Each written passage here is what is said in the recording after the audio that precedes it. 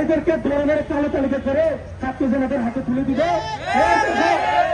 দেখো তোমাদের পঁচিশ, তোমাদেরকে বিতাড়িত করা হবে এই বাংলাদেশ থেকে। তুমি খুনি হাসিনার এজেন্ডা বাস্তবায়ন করতে চাও, তা হতে দিব না। খুনি হাসিনার এজেন্ডা বাস্তবায়ন করতে দিব না।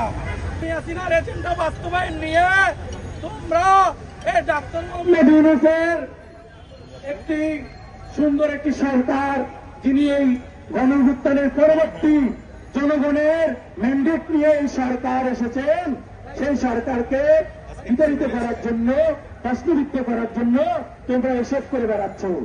আমরা কিন্তু সকল কিছু খবর রাখছি।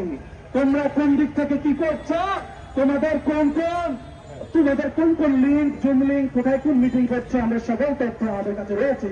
তোমরা সাবধান হয়ে যাও। এই দেশের বাচ্চা, আমরা কিন্তু যদি ছাত্র জনতা আবার থেকে যায়, তোমাদের প্রথম কিন্তু হাসিনার মতো হবে। বাচ্চারা, এই ইন্ডিয়ার বাচ্চা এখানে বসে আমাদের দেশের বিরুদ্ধে ষড়যন্ত্র করছে। আমরা 24-এর গণঅভ্যুত্থান ঘটিয়েছে, এই ভারতের থেকে ভাবছি একটি মুক্ত, একটি স্বাধীন বাংলাদেশ পেয়েছি, কিন্তু না ভাই, সেটা হয় নাই, সেটা ঠিক রয়ে গেছে। এই ভারতের দালালরা এখানে রয়েছে।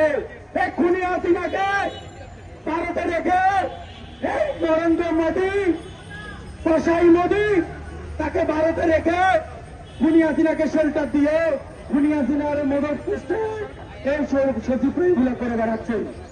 যারা এখানে করে বেড়াচ্ছে আপনারা দেখতে পাবেন। একটি আইন, আমি যখন একটি পথ পাবো সরকারি নিয়ম কানুন মেনে এখানে চলবো, একটি আইন করা হয়েছে। সেই আইনটা হচ্ছে জনগণের পক্ষের আইন। এই তারা, তোমরা এখানে চাকরি করতে আছো, চাকরি করবা। তুমি কেন দালালি করবা? তুমি কিসের আন্দোলন করবা? এটা কি তোমাদের বিরুদ্ধে এরা হয়েছে? এটা জনগণের পক্ষে। জনগণের সকল পক্ষের রায় তোমরা যদি না মানতে পারো, আজকে দিনের মধ্যে যদি তারা এই আন্দোলন, এই সচিবালয় ঘেরাও কর্মসূচি, এই রাষ্ট্রের ষড়যন্ত্র কার্যক্রমের সাথে তারা যদি লিপ্ত থাকে, তাদেরকে এই রাজপথে হাসিনার তাদেরকে তো ফাঁসি দিতে পারে নাই। এদেরকে ধরনের কালো তালিকা করে ছাত্র জনতার হাতে তুলে দিবে। দেখো তোমাদের পঁচিশ, এই হাসিনার লোকজন যারা আবার রাষ্ট্রীয় ষড়যন্ত্র হচ্ছে, এদেরকে ফাঁসি দিয়ে দেয়, জনগণের হাতে তুমি ফাঁসি দিবে। তোমরা এটা মিলে যাবে না। আমরা অবাক হয়ে যাই, এই সুশিক্ষিত ছেলে মেয়েরা কোটি কোটি হাজার হাজার কোটি টাকার মালিক, তারা ছেলে মেয়ে সব দেশের বাইরে পড়াশোনা করছে। এদের পরিবার, এদের যেভাবে হামলা তন্ত্রের ব্যবস্থা, আমাদের মানে এই জনগণ এদের কাছে তুলে যেতে পারে, এদের এত বড় ক্ষমতা। এরা আপনার সংগ্রামী বন্ধুগণ, আপনারা জানেন ডাক্তার মোহাম্মদ ইউনূস এই দেশ সংস্কার ছাড়া কোন নির্বাচনে দেওয়া হবে না। আর কোন ফয়সালা হবে না। আগে সংস্কার, তারপর নির্বাচন।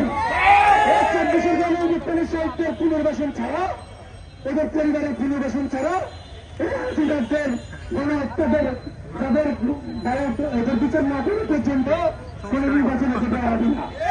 এই নির্বাচনের জন্য 24-এর গণঅভ্যুত্থান ঘটানো। আমরা চাই নির্বাচন ফ্রি ফেয়ার একটা ইলেকশন হোক, তবে সেটা জনগণের ম্যান্ডেট এবং একটা সংস্কারমূলক নির্বাচন এবং একটি 24-এর গণঅভ্যুত্থান যারা আহত হয়েছে তাদের একটি পুনর্বাসন করে একটি নির্বাচন হোক, এটা আমরা চাই। আমরা নির্বাচনের বিপক্ষে নয়, আমরা নির্বাচনের পক্ষে।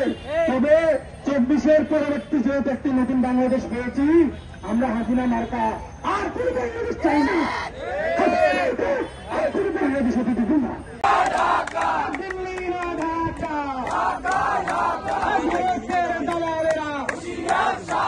হুঁশিয়ার সাবধান, খুনি হাসিনার দালালেরা, অসহায়তার দালালেরা।